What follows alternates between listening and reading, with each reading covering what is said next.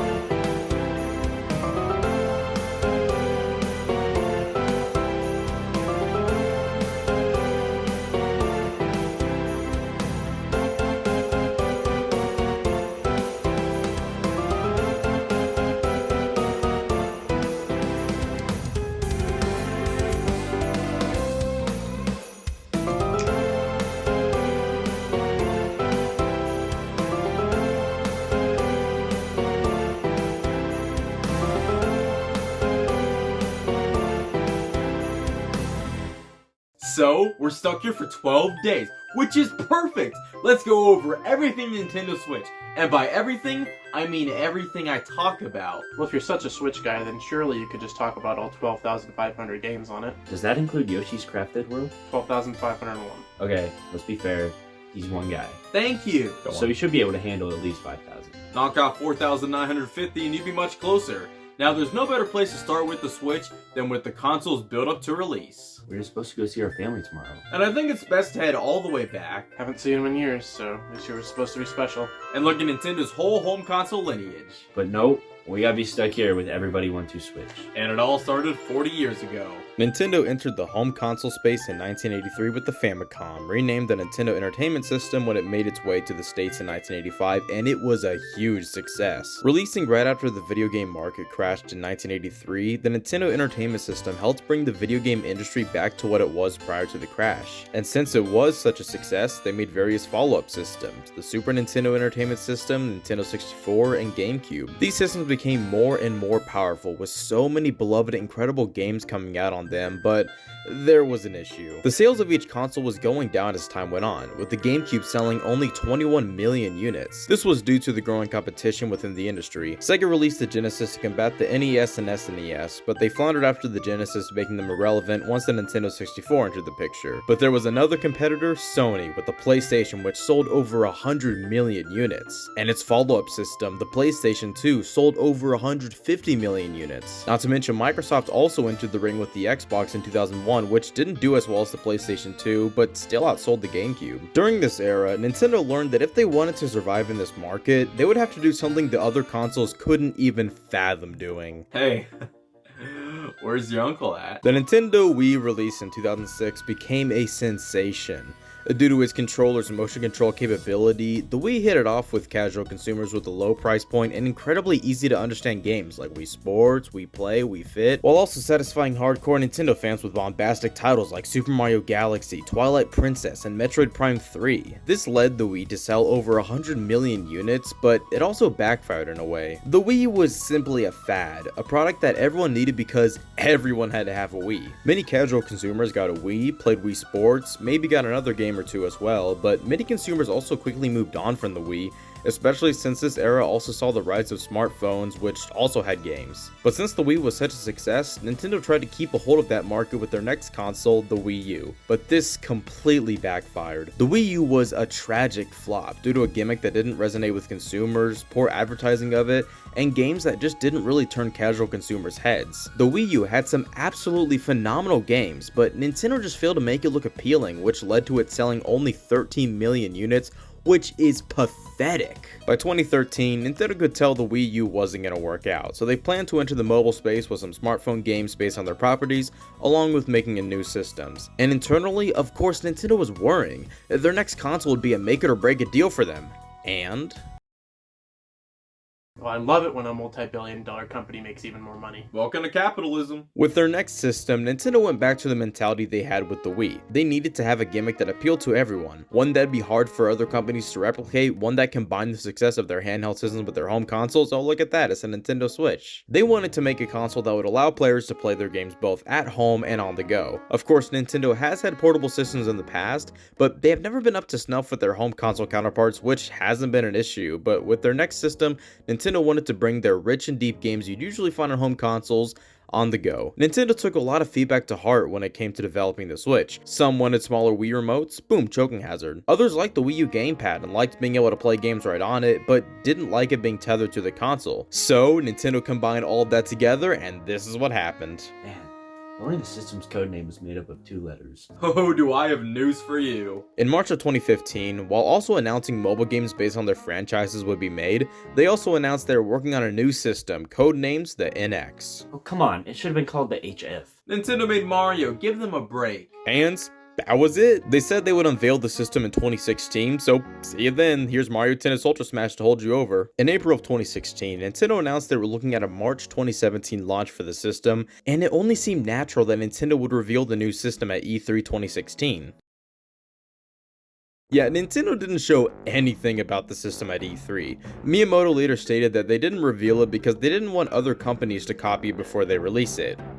Okay, but they did announce that the up-and-coming Zelda game, Breath of the Wild, would be coming to the NX as well as the Wii U. And over the next few months, rumors started to run wild with the system. It was to be a hybrid system with detachable controllers. Games would use cartridges and also be downloadable. Yeah, that sure does sound like the Switch. And on October 20th, 2016, Nintendo finally revealed the NX as the Nintendo Switch.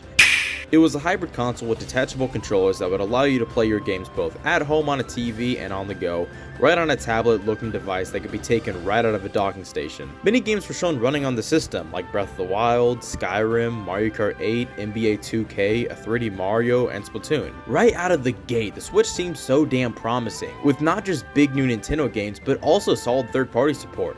I mean, Skyrim, especially on a portable console, that was huge. And showing that some of the Wii U's best was coming over in some form with Splatoon and Mario Kart 8, along with the new 3D Mario looking more akin to 64 and Sunshine, Nintendo started off strong with this trailer, and later detailed the system more at a press event on January 13, 2017. Here, they showed off pretty much their whole lineup for 2017. Breath of the Wild, Splatoon 2, Super Mario Odyssey, Fire Emblem Warriors, Xenoblade Chronicles 2. Hell, the Breath of the Wild trailer shown at this event is simply put one of the best trailers of all time, and it also announced that Breath of the Wild would be a launch title for the system, which was huge. Third parties also talked about the system, and its price was revealed, $300, a completely fair price in my opinion, and an announced release date of March 3rd, 2017. And guess what happened? The Switch launched that day. Yeah, I wonder how you figured that out. So what happened next? Well, hold your horses, I'll talk about that tomorrow. What? Why? Well, I can't talk about everything today, then what would I talk about tomorrow? You don't need to talk about anything tomorrow. We can just play games until this blizzard is over. Now what part of that sounds fun? All of it. Yeah, why are we talking about the console instead of playing? That's what I do, and I was gonna do it by myself, but then I got stuck with you guys, so I can't really do anything about it. 11 more days? Well, I mean, as long as one of them focuses on useless plastic. Oh, don't worry, I went to Five Below before this blizzard started.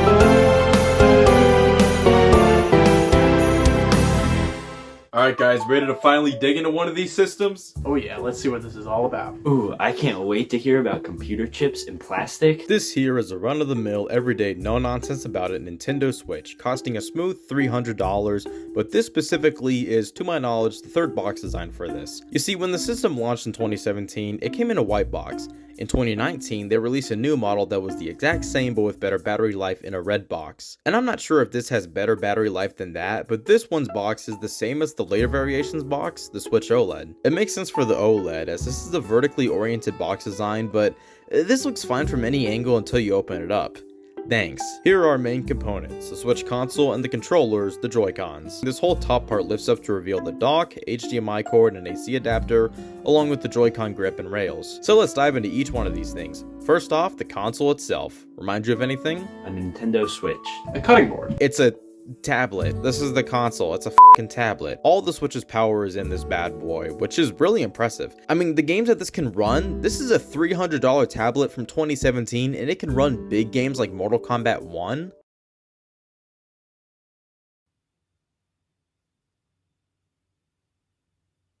No. The screen is good. I don't know what to say about it. It's just exactly what it should be. It has a pretty big bezel, but that's fine. On top is all the control stuff. The power and volume buttons, the vent, and the cartridge slot. There's a kickstand on the back so you can prop it up on a solid surface, but man, I just don't like this thing. It's so flimsy, it only works at one angle. It does the job if you're playing on the go and just want to set it up on something, but it's still kinda lame. And there's a micro SD card slot underneath. That's the tablet. But of course, you can't really play the games without these. The Joy-Cons. Some people love them, some people hate them. For me, it depends. Together, they have all the buttons you'd find on any other controller, meaning if they're attached to the console or grip, or you're just holding them on their own, they have enough buttons for any game. They're a solid enough size to where they're small and compact, but not too small. They can also be played on their side like this. This is a bit more egregious. This is great though for on-the-go co-op. This works perfectly for some of the Switch's best co-op games. Mario Kart, Smash, hell, the Mario games in general. You're losing a lot of buttons, but you have enough. There are shoulder buttons on top to access the shoulder buttons, and people hate them too. Yeah, they killed my dog. Oh, but come on, they're not that bad to press. But if you just can't stand them, bring on the Joy-Con rails. These simply slide along the top to add some height, along with shoulder buttons that stick out. These are definitely better, but that doesn't help with the biggest problem the Joy-Cons this way brings. I think this is a form of torture. These things are absolutely tiny when playing them like this, and just not comfortable. This is fine for on-the-go co-op, but man, it's not great. The grips also have a Wii Remote-like strap on them, so you can hold the Joy-Con like this, like a Wii Remote and nunchuck combination, and they feel pretty good like that. They can of course attach to the console itself, and again, they feel pretty good. This makes it a really solid feeling handheld system. But to give the Joy-Con a more ergonomic feel when playing in TV mode, there's the Joy-Con grip. Ugh, I hate the Joy-Con grip with a passion. Dang, that's impressive. Thanks. My hate knows no bounds. This does give the Joy-Cons a more ergonomic feel, yes, but my god, the Joy-Cons don't feel good like this. It's mainly the analog sticks. These are quite small, but feel perfectly adequate when you're holding them like this or using them attached to the console. They work great when you're holding these straight in your hands, but putting them in the form of a real controller, it really sets in how these are too small for a run-of-the-mill controller. Outside of that though, I like the Joy-Con. They're a good size in most situations, the buttons are all fine, some don't like the D-pad on them, and yeah, them being buttons is kinda lame, but for most games, I think it feels fine. And overall, as small controllers that attach to the side of the console, they feel good. Now $80 for a new pair, that's fucking ridiculous. These little things are so damn expensive. All because they have a damn IR camera? Outside of the system itself, we have the dock, the gateway between the system and the TV. It looks pretty nice, good in any entertainment center. Everything plugs in the back with a little hole for your HDMI and power cords to go through, making it look nice from the back. And putting the system in there, just give it a second to connect and then it projects onto the TV. You can detach the controllers and just leave the tablet in there, but also leaving the Joy-Con attached charges them. And since I usually play with the Pro Controller and only have the Joy-Cons in games they're required in, battery life has never been an issue with them for me. The dock also has a USB port for any wired controllers and other accessories you may need, and that's everything you get with the Switch. But now let's talk about the hardware itself. Physical games come on these cartridges, which are smaller than any Nintendo cartridge, which is impressive. These things are so small, and yet they hold such big games. It makes me fucking grip onto them with dear life. Yet the sides of these make me anxious. They're so small, yet so expensive. I don't want to lose them. Thankfully, they come in these nice ass cases. They're about the same height as PS4 cases, but thinner, and man, I love these things. They're small, but not too small. More than enough space for each game's gorgeous box art to spread out with a nice little logo in the top left corner. The spines are all red with the title in the same font for most games and a publisher logo on the bottom. They look really nice, but also just blend into each other.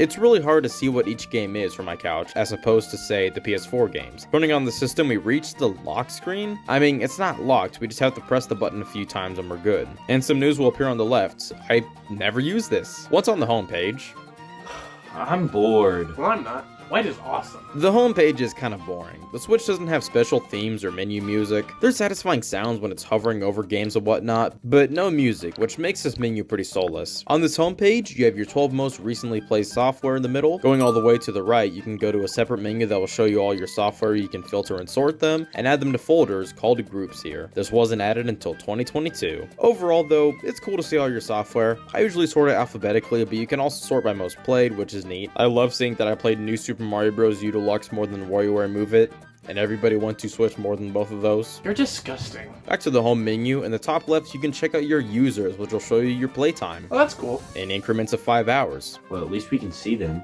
And it takes 10 days for it to show up. Okay, yeah, that's just dumb. Yeah, there's no defending that. This menu also lets you manage your friend list, including seeing what games they're playing recently. And along this bottom row are 7 buttons that take you to different menus. The Switch Online button, which takes you to information about Nintendo Switch Online. News has all these short articles about new games coming out or recommended games for holidays, just f***ing advertisements. The eShop button takes you there, and as I said in the past, not a fan. It's slow, boom, don't like it. Album allows you to see your screenshots and video records. Press this button here and you can take a screenshot in any game. Hold it and you can record the last 30 seconds in some games. Not all games support the video recording feature, which is a shame, because this is such a fun feature for when something stupid happens. Controllers allow you to quickly connect different controllers. Settings, you can adjust settings and sleep. Well, I can do that now. Hold on, is that it? Yeah, pretty much. That is a base Nintendo Switch, and frankly, I think anyone would be happy with one of these. These can run any Switch game with no compromise. You can play on the TV and on the go. Sure, the screen isn't the best the console lineage has to offer, the same with the controllers, but it's still good. Overall, I like it. Not perfect, but it's pretty damn good. Alright, and that's the system itself, and tomorrow, we'll look at games. Oh, come on, do it now. You want me to talk about 1-2 Switch now? Oh, well, we can wait.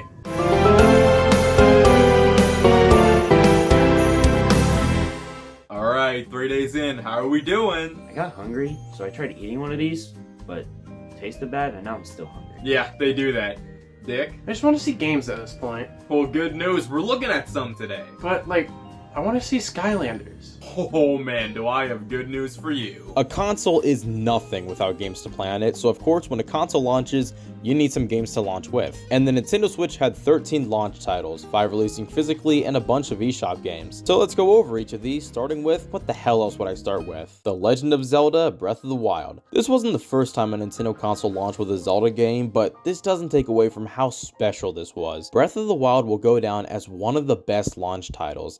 It didn't show off any crazy things the Switch could do, because, well, but what it did was be a good game. Breath of the Wild is one of the greatest games of all time. Everyone remembers walking out of the Shrine of Resurrection for the first time, laying your eyes on Hyrule, exploring the Great Plateau, and just seeing how this new style of Zelda worked. The freedom of Breath of the Wild was truly liberating. To be able to do what you want in whatever order you want, being able to completely skip some story parts, it led to such a fun and memorable game. Exploring Hyrule and slowly piecing together what happened 100 years ago. The setup is that Link wakes up with amnesia, so as Link rediscovers these things, you're by his side learning all of this for the first time. Breath of the Wild was such a good launch title. I mean, there are only 4 main dungeons in the form of Divine Beast, which, come on, we may scoff at them these days, but you have to admit, the first time you stepped foot onto one of these things and maneuvered parts of it to reach new areas, it was awesome. But alongside the story, you had 120 shrines and 900 Korok seeds to find, alongside so much damn treasure all spread across this massive world that you could explore in your own way and pace. Breath of the Wild was the perfect game to launch the Switch with, but I do kind of scoff at it these days. Not the game itself, I love this guy, it's one of my favorites of all time. But this launching date and date with the Wii U version makes me kind of question if anyone bought this system exclusively for Breath of the Wild. Breath of the Wild was announced in 2013, stuff for it was shown in 2014 with the projected release date of 2015. Anyone looking forward to this game probably already bought a Wii U in anticipation of it coming out for Wii U. So for the biggest launch title to also come out on the prior system, just kinda lame. Not as lame as 1-2 Switch. Speaking of which, 1-2 Switch was the Nintendo's other physical launch title, and people say 1-2 Switch was like the Switch's Wii Sports. now, if it was the Switch's Wii Sports, it would be fun. 1-2 Switch is a mini-game collection that uses the features of the Joy-Cons to its full advantage. It's a solid showcase for what the Joy-Con can do, but ask anyone who's played this game before if they want to replay this game. Wii Sports was great because the sports were all timeless. A game of bowling this week will be as fun as a game of bowling next week. These are games that never get old, and that's where 1-2 Switch flounders. It just doesn't have the replayability. And to retail separately for $50? Just go ahead and shoot my dog. Oh, gladly. I swear to God. I am the most qualified person to talk about 1-2 Switch. I don't own it. I have its follow-up though. Well, now to the physical third-party games. Super Bomberman R was definitely the best of the bunch cause it's Bomberman. A solid title to get alongside the system, but again, not a system seller. Skylanders Imaginators. Oh yeah, a real game. It's fucking Skylanders, 5 months after the game originally released. And Just Dance 2017 also came out on the Wii U and Wii. What a lineup! Thankfully, there were a bunch of digital games, one of them being published by Nintendo. Snipper Clips. This is a cute little puzzle game where you play as some pieces of paper and cut each other up to solve puzzles. And that's pretty much it. Fast Arm X, which is a spiritual successor to F-Zero, and a sequel to a Wii U game. Shovel Knight Treasure Trove Inspector of Torment. Good stuff, but we're also on Wii U. Human Resource Machine, that was on Wii U too. Little Inferno, that was the digital launch title for the Wii U. World of Goo, from the Wii Shop channel, and I Am Setsuna. Thankfully, this wasn't on the Wii U. It was on the Vita though. So, those are the launch titles. That's it? Did I mention Just Dance 2017? Yeah. Then yeah. Okay, I'm just gonna say it. The Switch had a lame launch lineup. Don't get me wrong, most of these are good games. Breath of the Wild, Shovel Knight, Bomberman, Fast Arm X, Snipper Clips, World of Goo. There was definitely enough quality stuff to play, but not much of note new. 1-2 Switch, Super Bomberman R, and Snipper Clips were the only games that couldn't be played anywhere else at launch, and they're fine games, but not games to buy a console for. But I doubt those games were why people bought a Switch at launch. People bought a Switch at launch because of the potential. The games in the pipeline for 2017 already showed that the Switch would have a great lineup of new experiences, and of course, it did. And we'll finally get to see them now. Nope, we're talking about these tomorrow. I don't want to leave. Yeah, good luck with that.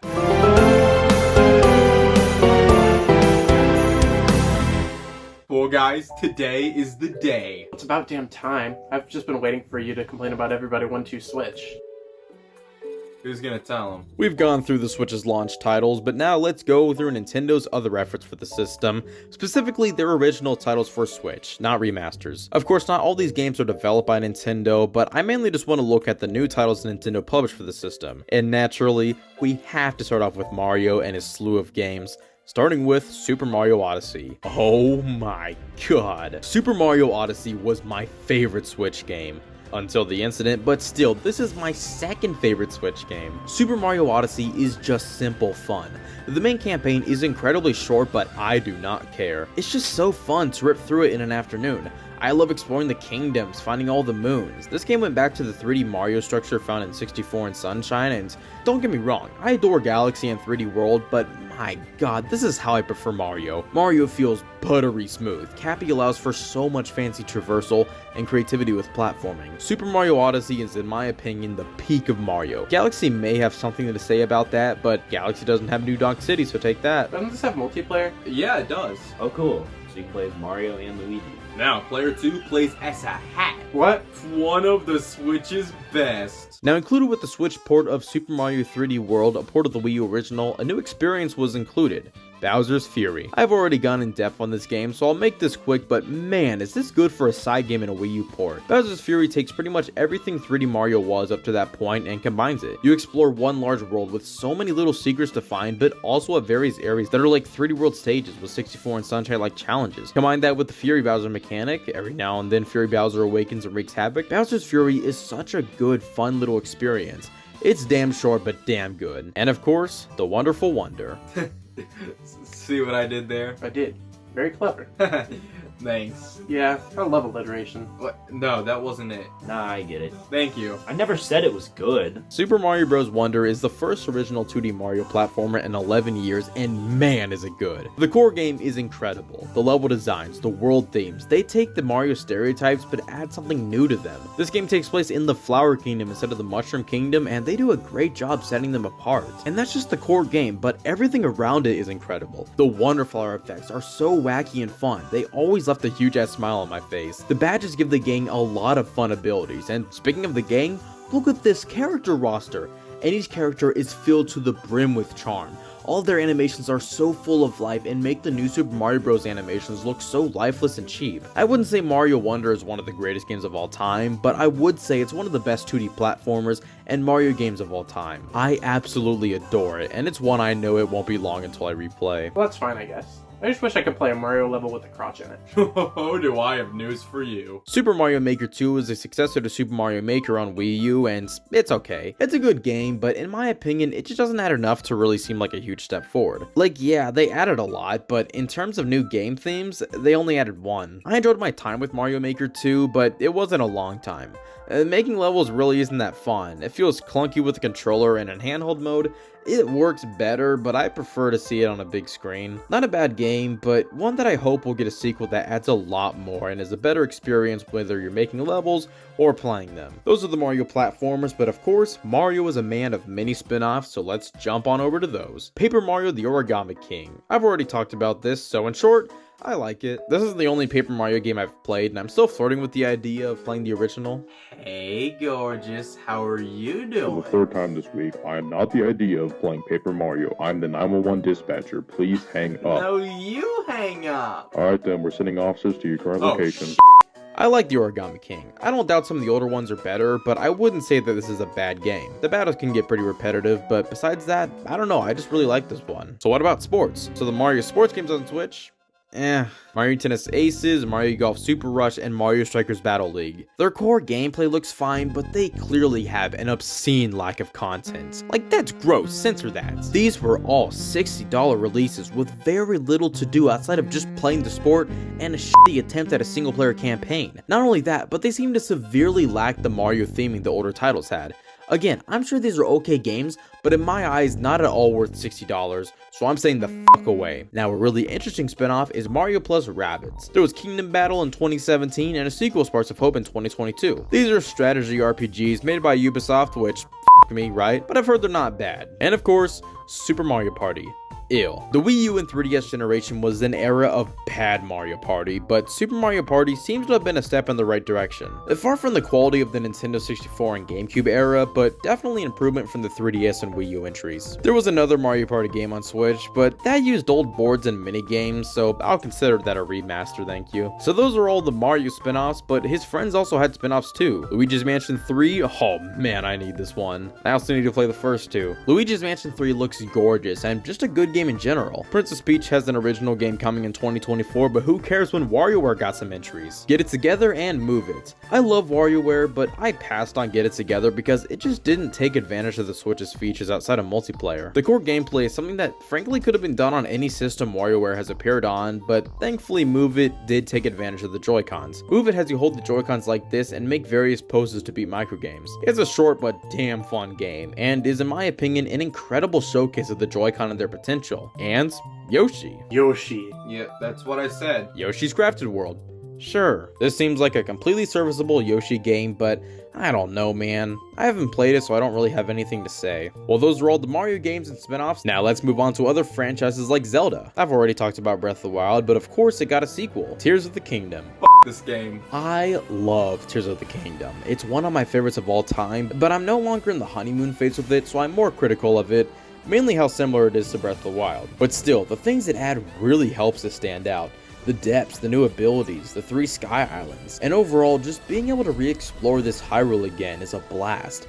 Replaying Breath of the Wild is still fun, but experiencing it for the first time was something else. And with Tears of the Kingdom, it's a ton of fun having 152 new shrines, a whole new map to explore, new dungeons, abilities to mess around with. I've played over 100 hours of this game and I'm still planning on playing more. This is a great game. I'd say it's a ho-hum follow-up and could have done more, but on its own, I love this game. Tears of the Kingdom was the only other original Legend of Zelda game, but there was a few spin-offs too. First off, Hyrule Warriors Age of Calamity. Not necessarily a sequel to Hyrule Warriors, but a new game in that series, advertised as a prequel to Breath of the Wild, where you get to see the events of the Calamity unfold in a warrior-style game. Advertisements fucking lie. Age of Calamity is not a prequel to Breath of the Wild, it's a non-canon sequel where they travel back to the Calamity to stop it. Ah, yes, what a great premise for the prequel sequel to Breath of the Wild, the game which centers around the idea that you need to accept the failures of the past and work to build a brighter future. Let's go back to the past to fix our failures. I hate character development. Now take that with a grain of salt, because I'm not spending $60 on a game I know I'm not gonna like. To which you may say, Nicus, you could actually like the gameplay. To which I say, no, I played the demo. I don't like it. I like the original Hyrule Warriors, but this one just doesn't do it for me. I think it's because it's made to look like Breath of the Wild, a game with tight combat and loose world design. This is a game with loose combat and tight world design. I mean, this clearly isn't a bad game, just doesn't appeal to me in any way. There's one more spin-off, that being Cadence of Hyrule, a Zelda crossover with Crypt of the Necrodancer. I don't own this one yet, but I really want to. I played the demo, and it's a really cool top-down rhythm game hybrid themed around Zelda. Moving on from Zelda, we actually got a new Metroid game for Switch.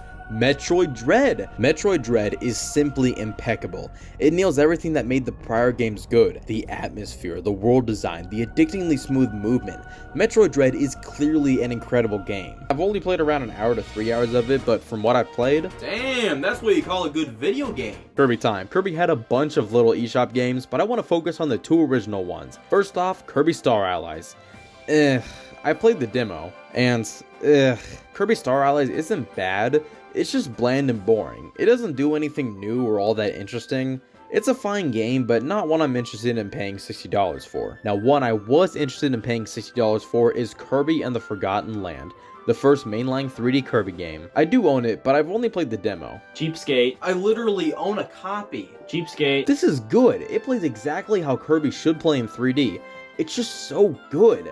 The world is so jolly and just fun to be in. It's a treat. Now let's move on to Pokemon. Okay, first original Pokemon outing was Pokemon Sword and Shield. Take a wild fucking guess if I played it. I heard it's okay but feels like a 3DS game in HD. However, there was another set, Pokemon Scarlet and Violet. These did much more to shake up the formula by being more open world and by being incredibly buggy and unpolished. I love video games. As for spin-offs, I don't even know if this counts, but Pokemon Legends Arceus. I don't care if I said it wrong, nerds. Pokemon Legends Arceus is like a normal Pokemon, but without the random encounters. The gameplay mainly revolves around roaming these large environments, catching Pokemon in real time, no need to go into battle. And when you do battle one, they're quick and painless. I'm so close to beating it, and I will soon, but I really enjoy this game. And another spin-off I'd probably enjoy, New Pokemon Snap. A modern take on the Nintendo 64 classic, New Pokemon Snap looks like a gorgeous time, but thinking about it, I'm not sure if a game centered around taking pictures of Pokemon is for me. And Detective Pikachu returns. The trailers made this game look so bad. Like a 3DS game. And that's the original Pokemon content here. Wait, no demos? Even if they had demos, do I seem like the kind of guy who'd endure Pokemon have an opinion on it? Moving on to Pikmin. Pikmin 4. This is an excellent modern evolution of Pikmin. It plays and looks great and is such a damn charming game like the original. I really need to play more of this. Animal Crossing New Horizons. This was my first Animal Crossing game and man, I got hooked for a bit. I really like New Horizons. It's a gorgeous fun game. However, it's very grinding centric and I'm not a huge fan of grinding. I'm pretty satisfied with how my island is. I occasionally have the urge to work on it more, but I really just wanted to add more decorations that cost Nook Miles, which require you to grind out various things, all for a f***ing Ferris wheel. I adore New Horizons, but at this point, I'm just ready for a new game. It was a lot more fun in the beginning, but that doesn't take away from the fact that this is an excellent game. Those are all the franchises I had a lot to say about. Now let's speed through the franchises I don't really have an affinity for. Splatoon 2 and 3. Good looking games. I still have yet to get into Splatoon. Fire Emblem, there are 4 games. Fire Emblem Warriors, 3 Houses, Warriors 3 Hopes, and Engage. Fire Emblem fans seem pretty mixed on Warriors, but like those last 3, and Xenoblade. Xenoblade 2 and 3, what do you want me to say? Good to see this series going strong, and I want to play these games, but I haven't played any of these yet. Give me a break. Bayonetta 3 and Origins. Again, good looking games. I want to give them a try. I haven't. I'm sorry. But of course, the culmination of all these franchises, Super Smash Bros. Ultimate. The biggest smash yet, bringing back every character from the series past. The gameplay is as good as it's ever been. Just a really fun party fighter that earned its name. Look at this roster. I don't even have the DLC fighters yet, and it's still the ultimate Smash roster. Nintendo did ARMS too. Yeah, this generation, franchise has got a great ton of support, but Nintendo also did a bunch of weird stuff. Nintendo Labo. These were kits that came with cardboard that you would fold to build into a myriad of doodads to play games with. Labo was a cool concept, but clearly the games just didn't have enough staying power. I don't have any of these, cause I don't really care. And in a similar vein to Labo, Game Builder Garage, a simple program that teaches the basic of game design, which looks like a neat little thing. There are also a bunch of casual titles, Fitness Boxing 1 and 2, and Ring Fit Adventures, being neat looking fitness games. And the return of Wii Sports with Nintendo Switch Sports. This has the issue that the Mario Sports games had, just not enough to it. A few sports with really only one mode each, and the game emphasizes these sports modes over the Mii's. Cool to see the series back, but this is not how I or many others wanted to see a return. Go Vacation, Big Brain Academy Brain vs. Brain, Clubhouse Games 51 Worldwide Classics. The Switch had a good collection of games that anyone could play, and they aren't terrible. Oh god. Everybody 1-2 Switch. I've already gone over this 1-2, and so in short, fuck. There are a few fine mini games, but this game is ruined by its presentation and pacing. It just slogged on, and is so damn generic and soulless. A terrible party game. It's like a shitty WarioWare. Comprised of mini games that use the Joy-Cons. Difference is, you're not a joke if you bought this. Damn it. Aside from all of that, Nintendo also published some games that were very clearly not made with much of their involvement. Some RPGs, Triangle Strategy, Bravely Default 2, Asteroid Chain, and The World Ends With You Final Mix. Sushi Striker, The Way of Sushido, sure. Daemon X Machina, a mech game, double sure. And some superhero games. Marvel's Ultimate Alliance 3, The Black Order, and DC Superhero Girls Team Power. Twella wouldn't be a Nintendo Switch without those. Overall, not bad. So many franchises got so much love, and even more niche franchises like Xenoblade and Metroid, Nintendo showed that they do care. On a side note, Nintendo did announce Metroid Prime 4 at E3 2017, and then in 2019 they said that it restarted development, and then in 2021 they said that development was progressing smoothly. Here's Metroid Dread, and now it's 2023 and we still don't have nothing, but mark my words, Metroid Prime 4 will come to Switch. So, what did you guys think? What do you mean, You just see WarioWare move it? Well, yeah, but we didn't play any of the games. Oh, come on. Talking about the games is just as fun. Talked about Kirby, The Forgotten Land, Metroid Dread, and Pikmin 4 more than you've even played them. Yeah, I'll get to them. I know you love talking about games, but we just want to play them. Alright, fine. You guys can... Oh, The dispatcher actually sent officers.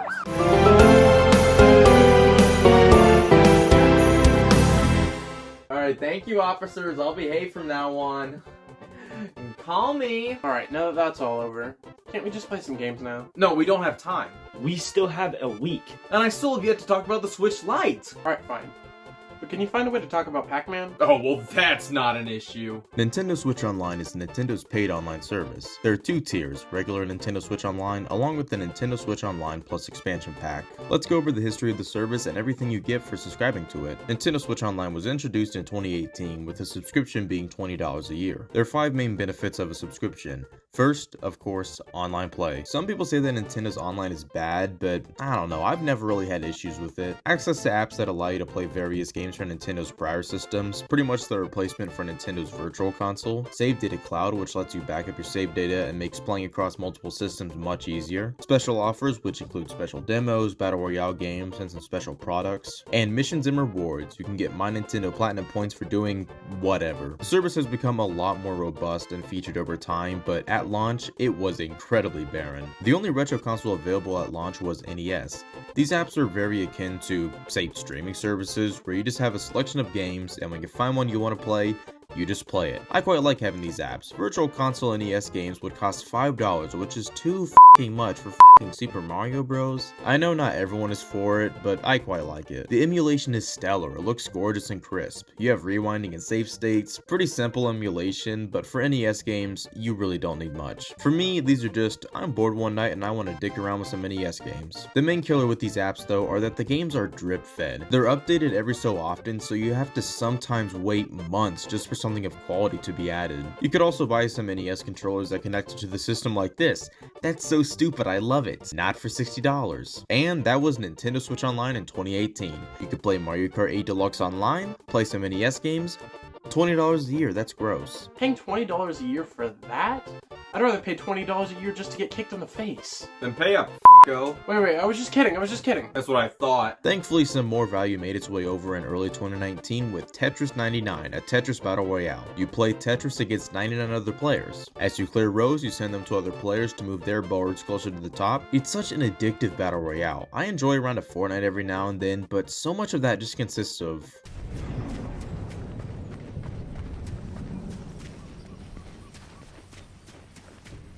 Tetris 99, you always need to be on top of your game. Even if you misplace a single block, it can be game over if you don't move quick enough, making it such an addicting experience. Later in 2019, they added Super Nintendo games to NSO, adding more value. Super Nintendo games are just straight up good games that can last you so much longer. And once again, their presentation and emulation was sublime, and an SNES controller was also available to NSO members. For $30, okay, that's better, but still. In 2020, to celebrate Mario's 35th anniversary, Nintendo added Super Mario Bros. 35 to the service. Super Mario Bros. Recontextualized as a 35-player battle royale. This was unfortunately a limited time offer, so I was never able to play it, but that was cool. To replace Mario 35, they added Pac-Man 99 in 2021, a Pac-Man battle royale, and for me, Pac-Man just didn't work well as a Battle Royale game. Pac-Man always just plays the same for me. It's not something I can play infinitely until I die, like Tetris. Yeah, but it is Pac-Man. Good point. In the September 2021 Nintendo Direct, Nintendo announced Nintendo 64 and Sega Genesis games would make their way to NSO in a new tier, Nintendo Switch Online Plus expansion pack. It was later detailed to be $50 a year, which is a bit steep, but hey, Nintendo 64 games are even deeper experiences, so it'll probably be worth it. It wasn't. N64 on NSO at launch was abysmal. There were so many glitches and bugs with the emulation, and it failed to improve on the Wii U's emulation. The games were a lot more vibrant, but had various bugs and glitches. The Genesis emulation was solid, but tell me you'd pay $50 a year so you have access to Genesis games. I don't even remember the last time I opened this app. It's a tradition at this point. Thankfully though, they improved the emulation errors for each game slowly, making it much more worth it. They also started to add some games DLCs to the expansion pack. Animal Crossing, Splatoon 2 and Mario Kart 8 Deluxe's DLC, all just for free for expansion pack members, which is very nice. In March of 2022, they added the ability to use My Nintendo Platinum points to redeem special icon elements themed around certain games. Finally, the service is worth the damn. And in the February 2023 Nintendo Direct, Nintendo announced the whole Game Boy lineage will be coming to NSO. Game Boy and Game Boy Color as one app available for all members, and Game Boy Advance for expansion pack members. And like all the non-N64 consoles, great emulation. And the last recent major addition, F-Zero 99, announced in the September 2023 Nintendo Direct. This replaced Pac-Man 99, and I'm glad it did, as this is great. I love F-Zero 99. All 99 players sharing the track is so hectic. I love it.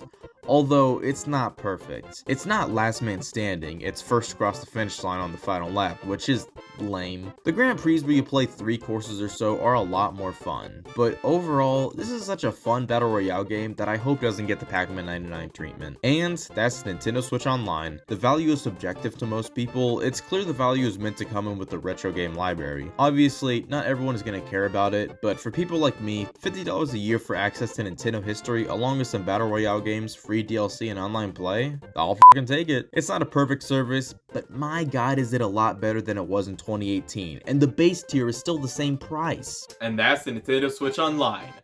Thoughts? Tell me what they did to Pac-Man again?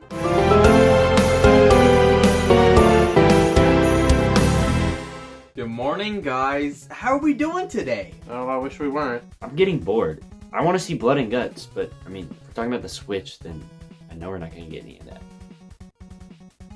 Funny how this keeps on happening. There's only so many games a console manufacturer can make for a console, which is where third-party games come in. These multi-platform games fill up the bulk of any game console's library, and this system is no exception. And looking back at Nintendo's console history, I think the Switch has had the best third-party support of any system of Nintendo's. A lot of Nintendo's third-party support from the past was kids games, cheaply made games to tie into some kids film coming out. But with the Switch, so many third parties that you would never imagine would bring their games to a Nintendo console, guess what they've done? The Switch has received so many third-party games that just... what? How do we end up in this timeline? Well, thinking about it, it's easy to see why the Switch has gotten so much support. Let's go back to the Wii U. If a company wanted to bring a third-party game to Wii U, they probably would have had to work in some gamepad mechanics, which is extra development time and money. Just for what? The worst performing version of that game? For most third parties, bringing their games to the Wii U was, bluntly put, stupid. The Wii U was a horribly performing console with a gimmick that is gonna make it harder to bring said game to said console. Meanwhile, the Switch's gimmick is being able to play games the exact same way, whether on a TV or on the go. Third parties just have to put the game on Switch and that's it. Maybe add in some gyro aim or something else to spice it up, but a direct port is as simple as can be. Combine that with the fact that the Switch is the best-selling console of the past nearly 20 years, and bringing older games to it just makes sense. Games that you would never imagine would come to Nintendo systems have made their way, which is awesome to see. Skyrim, all the Doom games, Grand Theft Auto, Red Dead Redemption, Dark Souls, Witcher 3, Bioshock, Borderlands. These have all made their way to the Switch, which is so damn cool to see. And some franchises that used to make very frequent appearances on Nintendo systems have come back swinging. Mortal Kombat and Resident Evil. Good third-party support, I see. Blood and guts on the go. I love it. Well, hold up. I'm not done here. It's awesome to see all this support, but there's a dark side to it. The Switch is not a very powerful console. Now, games from the Xbox 360, PS3 to Xbox One, PS4 era, no problem. Red Dead Redemption, the Borderlands games, Skyrim, these all run perfectly fine. But then we get to more modern games. The Witcher 3, No Man's Sky, Friday the 13th the game. These all run fine enough, but the visuals and performance as a whole take quite the hit. Still playable, but at that point, I'd rather just play them on a PS4. Like Witcher 3 on Switch is just gross. Portably is nice, but these aren't really the kind of games I care to play on the go. But then we get to the horror. Warner Bros. Games specifically published 3 games on Switch this year that frankly shouldn't have. Hogwarts Legacy was originally intended to release back in July, but it was delayed and eventually released in November and had so many downgrades. The visuals, of course, but also the open world.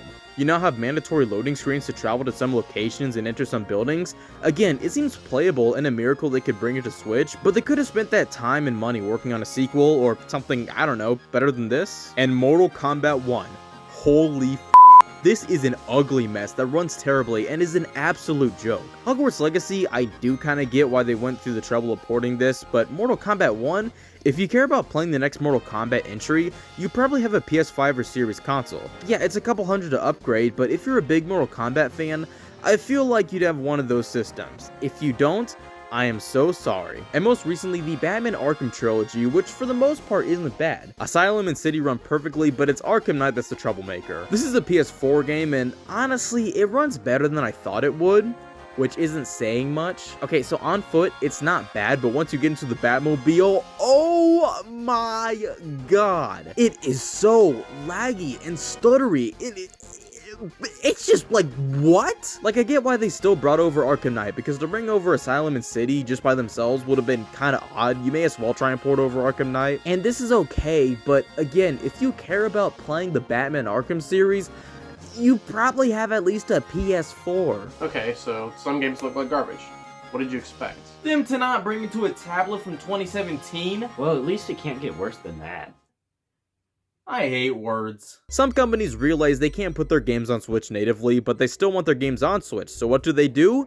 Something they shouldn't. A cloud game is a game that is ran by a separate computer God knows where. Your button inputs are sent to it and it responds back. This is pretty much game streaming, and because games are a much more intense medium to run than, say, films or music, cloud games are ass. You need an internet connection to play them, so forget playing them portably. Oh well, you still can at home, but go out in public? You could use a hotspot on your phone, have fun burning through your battery life. Cloud games on Switch are gross, they're so blurry and just don't feel good to play. Thankfully, a lot of them have demos, so I don't have to pay to play any of them, but still, I hate this. And again, if you care about playing the new Hitman game or the modern Resident Evil games, I doubt you only have a Switch, and if you do, a used PS4 is not that expensive. It's nice to have the option, but it sucks when it's so unappealing. It's a shame some third-party games are only playable by these means, but for the most part, third-party games run great on here. It's awesome to have so many games playable on a portable system, and the fact that getting a game for Switch means you have a portable version of said game, it definitely makes picking these up more appealing. So you hate the water cycle.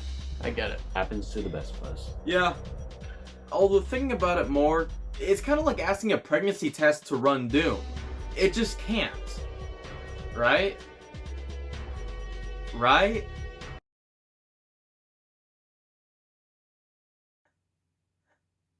That's the way it's meant to be played. I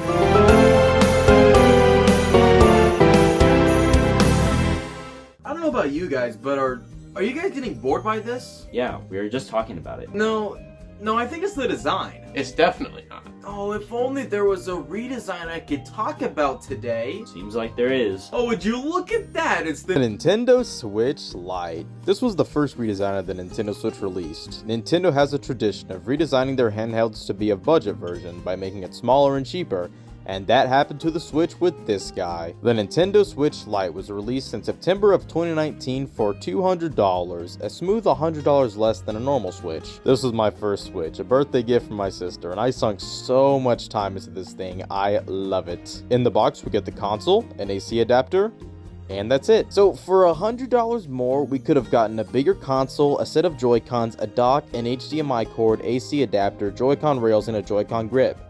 What's the value in that? This is a Nintendo Switch Lite, and it's significantly smaller than a regular Switch. I'd also say it's more comfortable. Not to say this isn't, but the smaller form factor definitely feels better. There are two major features missing for the Switch Lite, the biggest being it doesn't have the ability to connect to a TV. This is a dedicated handheld device. Yeah, unless you mod it to put the video output chip back in. So this is a dedicated handheld device. So some say, what's the value in that?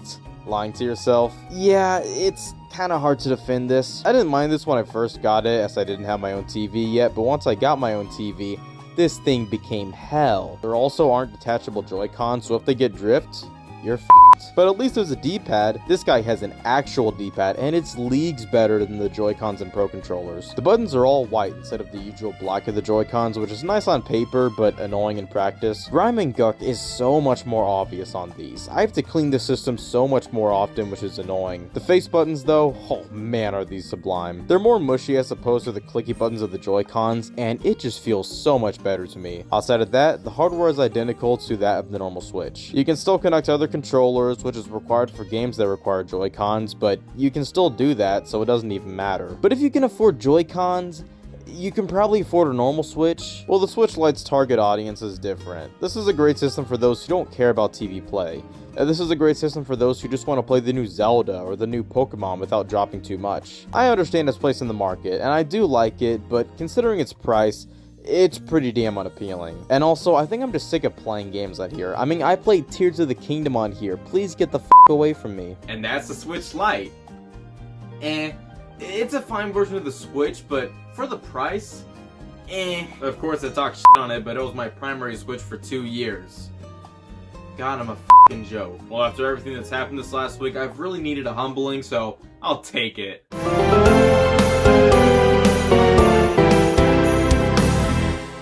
Hey, Victor. What's up? I have good news for you. What is it? We're finally talking about plastic from Five Below. Well, then what the hell are we waiting for? With a console as popular as the Nintendo Switch, with tiny little controllers you can fit damn near anywhere, let's make brass knuckles out of these. Let's go over various Switch accessories, as there are way too many to count. Well, we can count a lot of stuff included with the system as accessories: the rail, the grip, hell, even the dock. These aren't required, they just theoretically enhance the experience. But of course, some of the biggest things that are technically accessories are controllers, and when talking Switch controllers outside of the Joy-Cons, we have to talk about the Switch Pro Controller. This guy is a beaut. The Nintendo Switch Pro Controller is one of my favorite controllers of all time.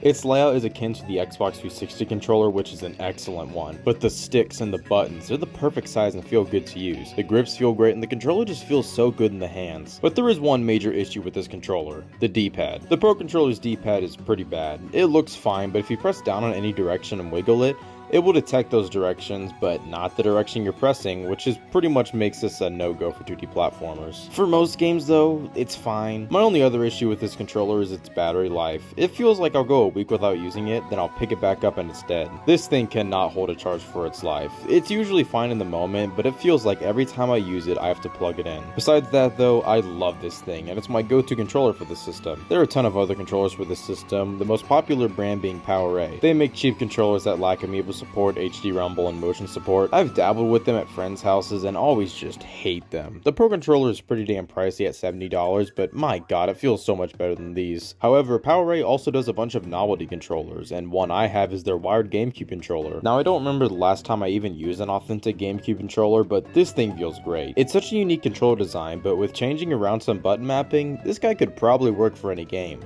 I say could because you can't remap the buttons on this. Why? This is still a neat controller though. I like using it for Mario Kart, Smash, and even N64 games. It's purely a novelty controller, but one I really like having. But of course, it wouldn't be a portable console without some cases. Here's a Tears of the Kingdom one that I have, and this thing is awesome. It's my go-to Switch case. Oh, come on. Those are just controllers and cases. They have a use. It's just boring. Oh, geez, I'm sorry about that. I do have a bunch of plastic shit for Five Below. Will that? Yes. In years past, when I'd go to Five Below, they would have a wall covered in bullshit plastic for the Switch. But last time I went, this was all they had. This'll do, I guess. Let's start with a classic, racing wheels, obviously trying to tap into the Wii wheel craze from the days of Mario Kart Wii. Well, they are wheels and they do give a single Joy-Cons a more comfortable feel. That's it, these are garbage. The Joy-Cons feel like they get stuck in here. You have to pry them out, which never feels good. Next up, golf clubs, clearly meant for games like Switch Sports. So there's some assembly required, just pop that in here and these are never coming out, are they? Well, they are golf clubs shaped for Joy-Cons, and they still stink. These are tiny, and I just fail to see how this would replicate playing golf. At least the Joy-Cons are easier to remove from this. How about boxing grips? Turn your Joy-Cons into brass knuckles. The homeless won't stand a chance. They come with wrist straps that you're supposed to put on there yourself, but these are impossible to put on, so I'm not using them. Well, they add absolutely nothing. Next up, we have some cases. This one for the Switch Lite, and this one for the Switch. Damn it. I bought two of the same case. Thank God. Well, these are clear cases for the Switch Lite, and they stink. The case itself doesn't feel good. It probably protects the Switch a bit, but I've dropped this thing a few times and it was fine. The discomfort from this is not worth it. The buttons are so sunken in and are much more difficult to press. They have these stick covers, which do make the sticks a bit bigger and more comfortable, but as a result, it's so much harder for the system to register left and up on the left stick. And those are the Five Below accessories. I did get this one about a year ago. It's a storage stand. There's a place for a dock, room for controllers, games, and a little drawer where you can store God knows what. I mean, it's fine, but it's just fucking plastic. Well, that stunk. There wasn't enough useless plastic. Yeah, Five Below had an incredibly lackluster selection. That's alright. I know this super secret place that sells a bunch of Switch accessories, and nobody knows what they are. Oh what are they called?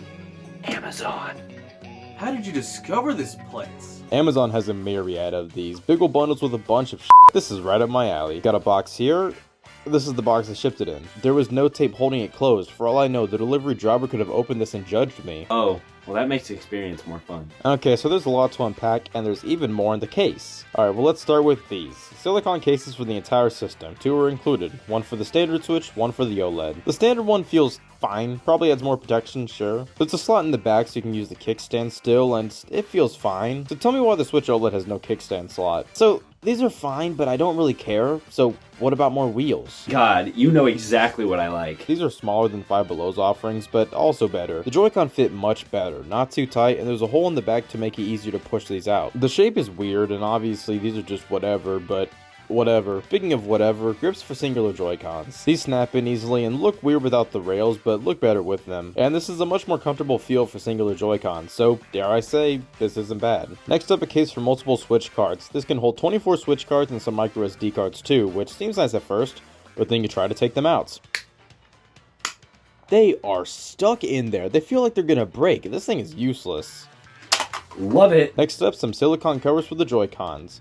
We've got colored and black variations. These give the Joy-Cons some junk in the trunk and feel fine, but in my opinion, they feel fine without these. More thumbstick covers. Oh my god, these are impossible to get on. I could get the blues kind of on, and let me tell you, these add absolutely nothing. Don't you guys see why I love this stuff? No, this is horrible. Yeah. Next up, something actually useful, a Joy-Con charging stand. This will hold and charge 4 Joy-Cons, and honestly, I like this. Not only will it charge them, but it'll also display them. That's so nice. This isn't fun. See if there's more stick covers or something. Why would there be? Oh, me. More Joy-Con stick covers. These are much more akin to the ones included in the Switch Lite case. These are fine, but I'm not gonna use them. The way it should be. A system stand, because the kickstand isn't good enough. It's fine, it's a stand for the Switch. I won't lose sleep over it. How about some screen protectors? For a handheld console with a touchscreen, this is an absolute necessity. I fucking hate screen protectors. I got one on my OLED well, and that's good enough for me. Lastly, in this package, we have another carrying case, and this thing is damn solid. It's huge, with 8 slots for games, plenty of space for the system and extra accessories. I still think the Tears of the Kingdom one I have is cooler, but this may become my standard just because of how much more I trust this thing. And those are some Nintendo Switch accessories. Who needs these? Everybody, these are so fun. Play Mario Kart with wheels or Smash with a golf club? These are the most interesting things we've seen all week. Oh, come on. Pikmin 4 wasn't good enough? No, you barely even played it. And I doubt you played any other Pikmin games. Not like you could on this silly little console. Yeah, you're right. Is what I would say if it was 2019, f***o.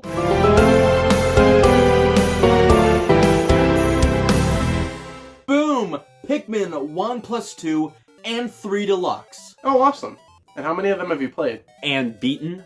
Pikmin 1. And why didn't you do the rest? I'll get to them one day. Nintendo pumped out multiple sublime new experiences for the Switch, but they've also done a solid job bringing over many of their own classic titles. And by solid, I mean ho-hum. The Nintendo Switch is full of remasters and remakes of Nintendo's own games, which I'm not against. Having all of Nintendo's games on one system is a dream come true. Just having access to their history is great, and having it all portable, it's even better. I can and play Metroid Prime now. So let's take a look at Nintendo's published remakes and remasters on Switch, and to spice things up, I'm gonna add in the worthometer. You see, many of these ports retailed for $60, the standard price of any Switch game, and what they add can be questionable if they meet the quota. So let's use the worthometer to see how worth their prices these games are. And of course, we have to start off with Mario, and with the doozy at that. New Super Mario Bros. U Deluxe. I don't even like this game to begin with. New Super Mario Bros. U is already a lazy game. It's so generic, adding so little to the mix, and just looking so damn bland. So let's make that the Switch's only modern 2D Mario game for 4 years. The main addition to this game is a new playable character, Toadette, who can turn into Peach with a power-up, and the internet hasn't been the same since. This release does include New Super Luigi U as well, but it's just those games with a new playable character. $60. You know, for a while there, I'd probably say this was more in the middle of the worthometer, but then they released Wonder for the same price.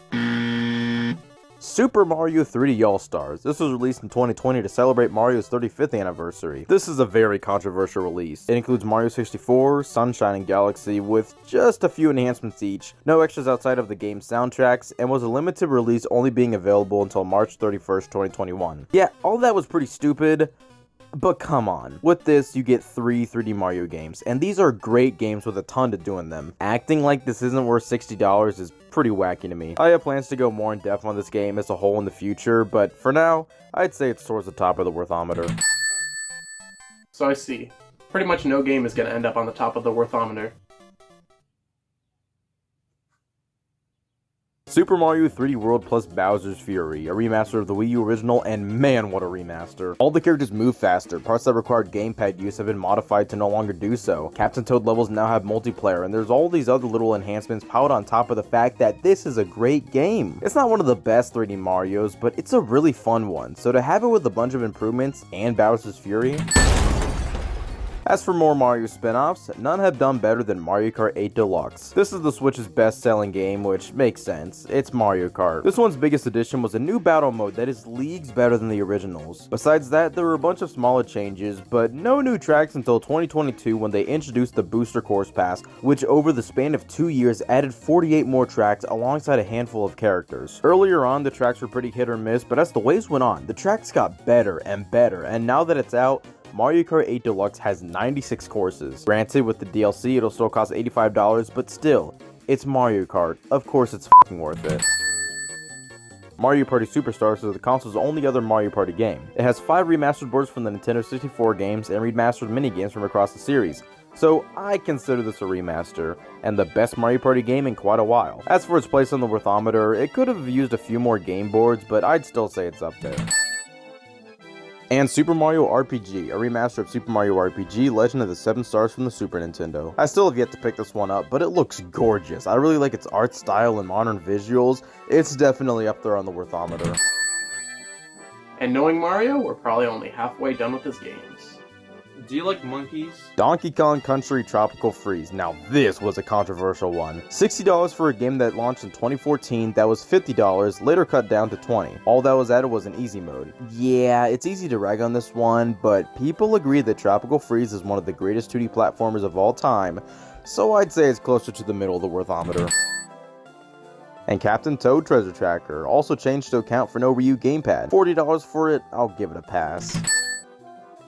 And that's it for Mario. What's next? Fire Emblem. On to Zelda. You lied to me. The Legend of Zelda Link's Awakening, a full modern remake of the Game Boy original. This is a remake of the original version of my favorite game of all time, and while I still prefer DX, I'm so glad this version exists. Seeing everything recreated in a modern, gorgeous style brings a huge smile to my face, and just knowing that this legendary game is now more easily accessible in the modern day, it's great. $60 is a bit much for some, and I get it, it's a remake of a 2D Zelda game, but I think it's such a good remake that it's worth it.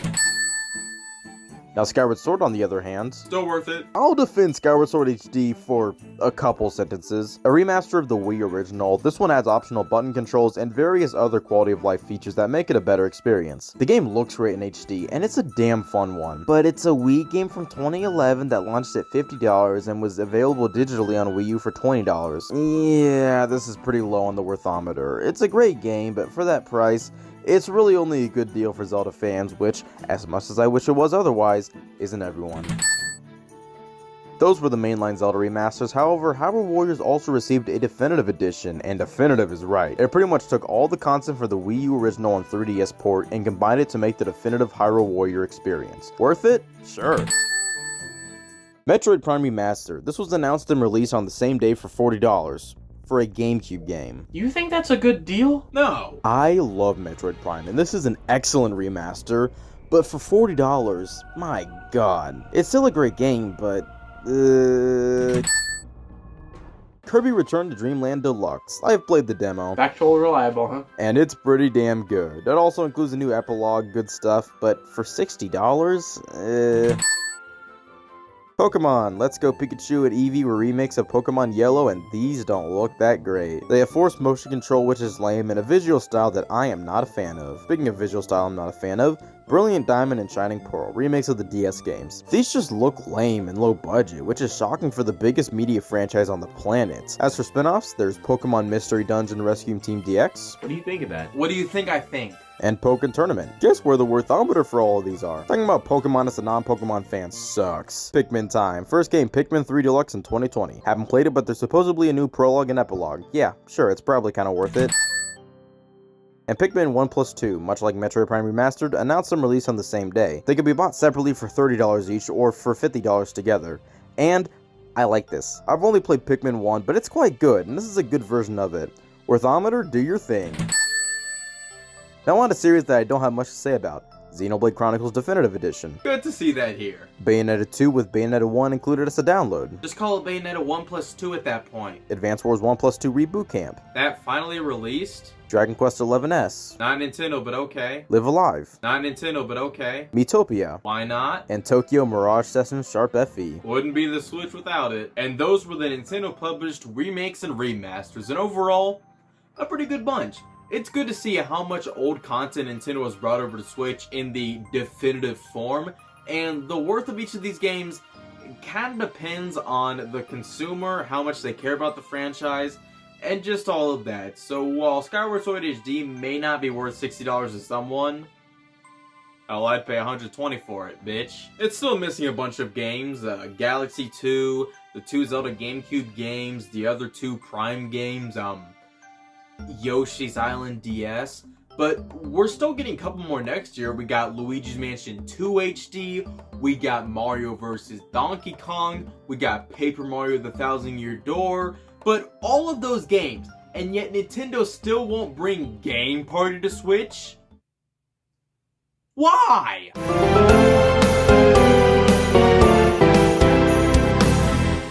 It's been 10 days since this blizzard started. The whole time I've had to stare at the screen that is just okay, but I'm done with that. It's time I look at something different. It's time I look at the third version of the Nintendo Switch. Finally, let's take a look. I think he's gone insane. This is the Nintendo Switch. Here we go again. Throughout 2020 and early 2021, there were rampant rumors that Nintendo was working on yet another system revision, this time being a Pro model, fan named the Nintendo Switch Pro. People thought it would be more powerful, have better Joy-Cons, a bigger screen, and still be $300. Why do people think that? In July of 2021, the Nintendo Switch OLED was revealed, which resulted in confusion. There were multiple changes, but the system would stay the same power-wise. Sure, it released in October of 2021 for $350. In my opinion, not bad at all for the luxury model of a $300 system. But now let's take a look at the system itself. I have the Tears of the Kingdom Special Edition, and as I said when talking about the normal Switch, the OLED introduced a new box style, this one being vertically oriented, since these ones aren't as vertically oriented. Anyways, the system comes with everything a normal Switch will come with: the tablet, Joy-Cons dock, HDMI and AC cords, and Joy-Con accessories. The tablet itself is the most changed. First off, the new screen. The bezel is shrunken significantly, making the screen a whopping 7 inches. Not only that, but the screen is now OLED, which is what the system is named after. You really have to see it in person, but the OLED screen is just so much better. The colors are much more vibrant, and it just looks so much better. With the screen now being OLED, there was a concern with the possibility of burn-in, but this guy, Wolfden, has been running a burn-in experiment since the system launched. He's left it on, displaying the same Breath of the Wild screenshot, and it's burned in. He's been doing this experiment for 2 years. Yes, it probably burns in faster than normal, but unless you're playing in handheld mode for a month straight, I see nothing to worry about. The top buttons have been changed a bit. Good, I really hated these buttons. But the kickstand in the back has been vastly improved. It's now much larger and doesn't have a preset amount of positions. Rather, you can fold it to a much larger range of degrees. This makes it so much easier to position right in a comfortable way and is overall debatably the best improvement. So that's all this thing has to offer? A better kickstand? No, the dock has Ethernet. The dock has been redesigned and it feels much more premium. The back now comes off entirely, which I'm not a big fan of, but there's now an Ethernet port in the back. Cause I'm sure we all use it in 2023. I just think it's funny that this was a premium feature touted by Nintendo: Ethernet. Oh, finally, a Switch for me! The system also now has 64 gigabytes of internal storage. Listen, 64 gigabytes is a massive improvement, and it works well enough since the Switch's games are pretty small. But still, 64 gigabytes is pretty low. At least 128 would have been nice, or dare I say, 256. But then it probably costs $400, so I'll take 64 gigabytes. And that's the Nintendo Switch OLED. Impressed? Me neither. This is a very interesting redesign. The improvements are great, but are in no way necessary. I think the casual consumer is still better off just getting a normal Switch. But for bigger fans who want a better Switch, I think this is great. This is a luxury model, one that's not necessary, but a nice update regardless. And having one of these, it's hard to go back to a normal one. The smaller screen, the shitty kickstand, the lack of Ethernet support in the dock, it's not a necessity, but I'm glad I own an OLED. I'm glad I don't own that. $50 for just Ethernet? That should be free in 2023. Tell me what Ethernet is. Yeah, it's the tube that piss goes through. That's a urethra.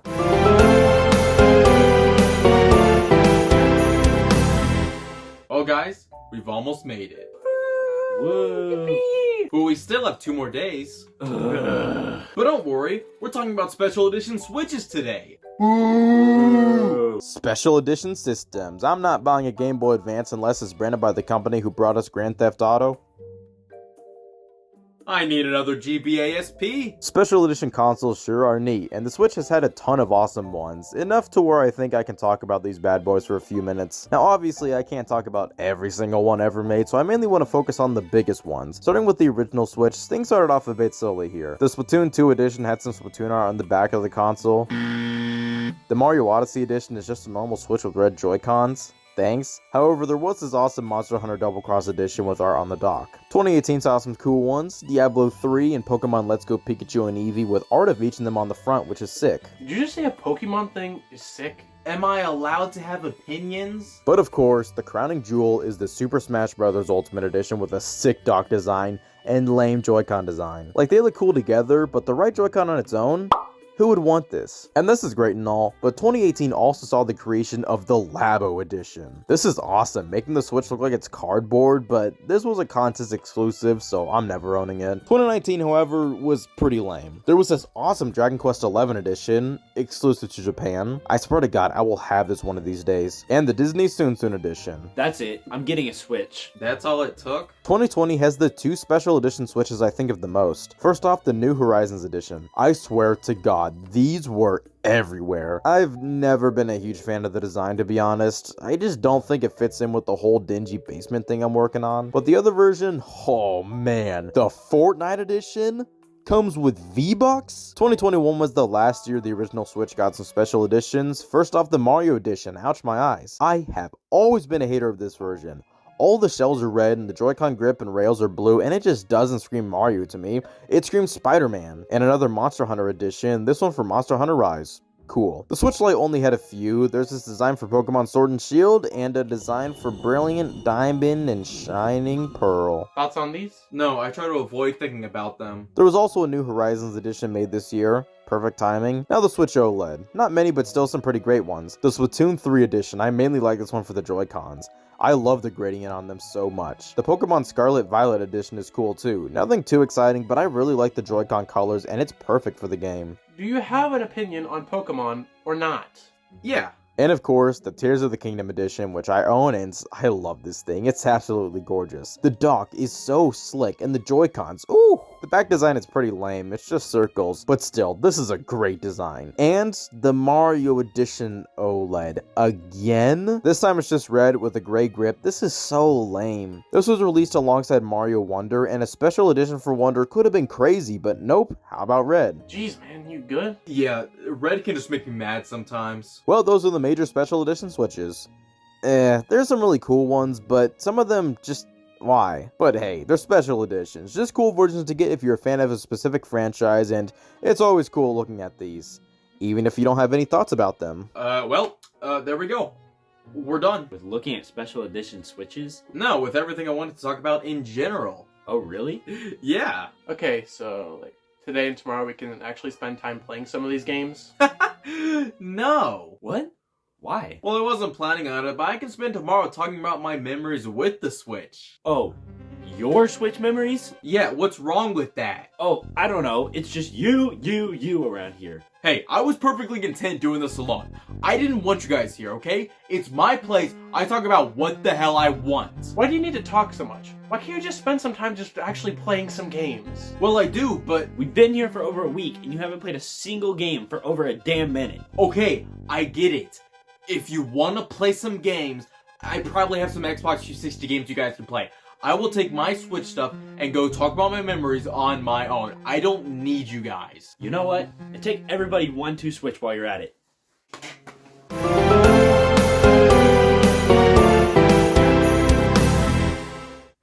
Well, here I am with the last day to talk about my Nintendo Switch memories. I was talking everything Nintendo Switch with my friends in there, but I don't know if I consider them that anymore. But whatever, I'm still here and I'm going to talk about my Nintendo Switch memories. I may have only had this system for about 2.5 years, but in that time I've made so many memories with this guy. Prior to me getting my own Switch, I have had plenty of memories on other people's Switches. Whether it was playing Smash with friends before school started or playing Breath of the Wild on my sister's Switch, these experiences opened my eyes to the majesty of the Switch, and I finally received one in 2021. I got the blue Switch Lite for my sister alongside 3 games: Skyrim, Super Mario Odyssey, and Super Mario 3D All-Stars. And this was a great starting lineup. Skyrim I already had, but I didn't care. It was nice restarting actually knowing what I was doing, and having it portable was magical. Mario Odyssey was a damn blast. Such a great collectathon. This was one I chipped away at over the course of a few months, just collecting all the moons. And 3D All-Stars. These were old games, but great games. I played all 3 of them to death and 100%ed 64 in Galaxy,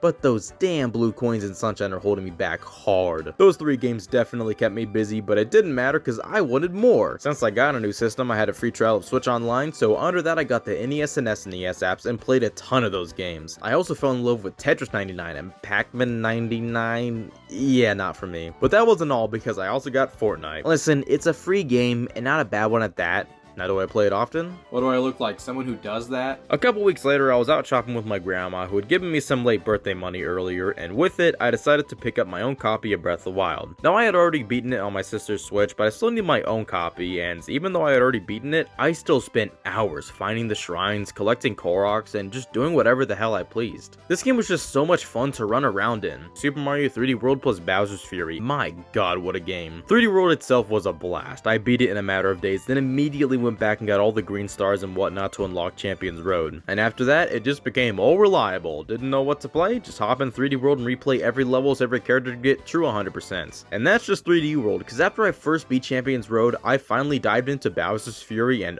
oh man, what an experience. I was hooked. 100% in a day, and I went back multiple times, 100%ing it in a single sitting. It's such a short, simple experience that it's just a blast to do anytime. 5 games in and a pretty solid library if I say so myself, so let's f it up with this guy. LEGO Marvel Super Heroes, a port of one of my favorite LEGO games that is also one of my least favorite handheld LEGO games. I mainly wanted this because of what it was, the real LEGO Marvel Super Heroes portably, which was magical. But I didn't really play it much. It's a good game, but I just wasn't in the mood at the time. That Black Friday, multiple Nintendo games were on sale at GameStop, and I was deciding between getting New Super Mario Bros. U Deluxe and Paper Mario the Origami King. And considering the fact that I'm happy, it's probably pretty obvious what I went with. As I said earlier, I like the Origami King. I definitely see some of its flaws, but to say it's a bad game, or even a bad Paper Mario game for that matter, is a bit much. I also got Doom and Doom 2 off of the eShop for like $2.50 each. I like these games, so it's just cool to have them on here. That Christmas I got Smash Ultimate, and my god, what a game. I got a lot more time out of this than I expected, but looking back, it makes sense. This is a great game. Unlocking all the characters, playing through classic mode of all of them, doing spirit battles, Road of Light, and online. There's a lot to Ultimate, and I adore it, and I still like to occasionally go back to it as I want to play something I don't need to get invested into game. I also picked up some digital games, the Breath of the Wild expansion pass, but also Sonic Mania, LEGO Marvel Super Heroes 2, and Final Fantasy VII. Sonic Mania was an excellent Sonic game. Not perfect, and it had flaws that I hope would be ironed out in a successor, and Sega gave us Sonic Superstars 6 years later. I'm in hell. LEGO Marvel Super Heroes 2. This was my first time playing it, and it wasn't bad. Not as good as the first, but I still enjoyed my time with it. And Final Fantasy VII I got since I heard it's one of the most beloved games of all time, and it's good. The built-in cheats of this version really help. It's nice to be able to experience the story without wasting time grinding. I still have a ways to go in it, but I quite like it. Over the next few months, I'll do random odds and ends for money, which is how I ended up with 7 more eShop games. Castlevania Anniversary Collection and Advanced Collection, both excellent collections of the Castlevania games. Jedi Knight 2, Jedi Outcast, a great game, but I prefer playing it on PC, and Cooking Simulator and Thief Simulator. These are both, they were some of the cheapest games I could find, so I got them. Cooking Simulator was fine, it was pretty fun just doing whatever, but it got old pretty quick. And Thief Simulator, yeah, that was just bad. But it was $2. How could that be? Well, in April, LEGO Star Wars The Skywalker Saga finally came out, and I quite liked it. It was a blast playing through the saga in a modern format, then exploring the galaxy collecting Kyber bricks. I love this game. Now I look back and wince, but I can't lie, I had a blast with this game. And calculator, it was $2, give me a pass. And, well, it is a calculator. Gonna pull this out the next time I take a math test. That year for my birthday from my sister, I got The Legend of Zelda, Link's Awakening, and Skyward Sword HD, and both were excellent experiences. Link's Awakening DX is my favorite game of all time, so to play a modern remake with gorgeous visuals and excellent music, it was something else. And Skyward Sword HD, dare I say, a pretty good Zelda game. Not one of the best, but still a really good one. And for my grandma, I got Pokemon Legends Arceus. If I said it wrong, shut the f up. I don't care. And I have loved what I've played. I've made it pretty obvious, but I don't really care for Pokemon, mainly because neither the gameplay or story appeals to me, but Arceus has such a fun gameplay loop. Roaming these large areas, catching Pokemon, it's so much fun. And with some extra birthday money, I picked up a few more games. Friday the 13th the game, and LEGO Worlds. Okay, so Friday the 13th the game is pretty damn good and what I wanted from it. Playing a station is so damn fun. But man, this isn't the most enjoyable on Switch. The graphics take a severe hit, and it's just not crazy enjoyable here. And LEGO Worlds, this is probably a fine game, but I just couldn't get into it. I'd rather play Minecraft or something else. A few months later, I randomly got $50. I don't remember how, but I do know where those $50 went. I got an NSO expansion pack subscription and played a ton of Nintendo 64 games.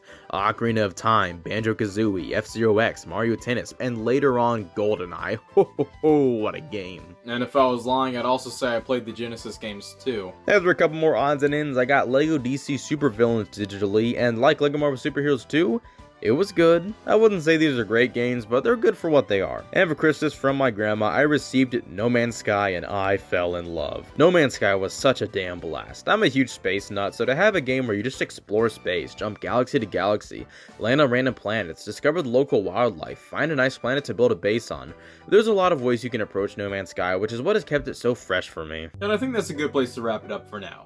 Over the past year in 2023, I have made a ton of new, incredible memories with the system.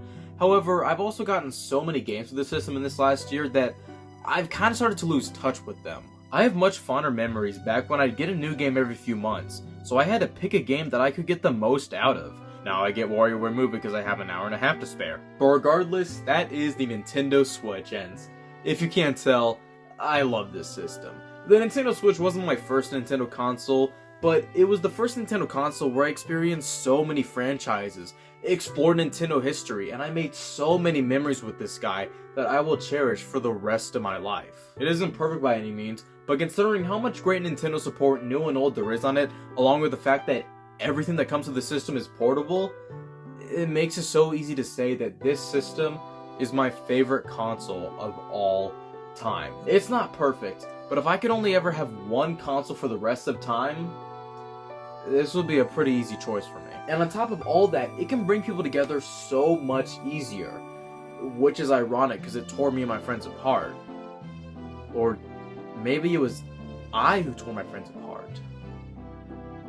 But I can use this system to bring us back together. Reporting live now with an update. After a long 12 days, the snow has finally melted to 2 feet left. Meaning basement dwellers, you're home free. You can finally leave the basement again. If you didn't already starve to death. Finally, we can get out of here. Let's go through the window. Wait, guys, before you go, you want to play some Mario Kart 8 Deluxe? With the Five Below Joy-Con wheels? What if I wanted to play Smash Online? Well, do I have the Switch Lite for you? I'm gonna whoop your ass, Victor. I wouldn't be so sure. I got the Five Below wheel. Oh, but look who we're playing, Victor. You better look out for the TSA. Oh, you f***er. Oh, you f***er. You f***er. You f***er. You f***er. You f***er. You f***er. You f***er. You f***er. You f***er.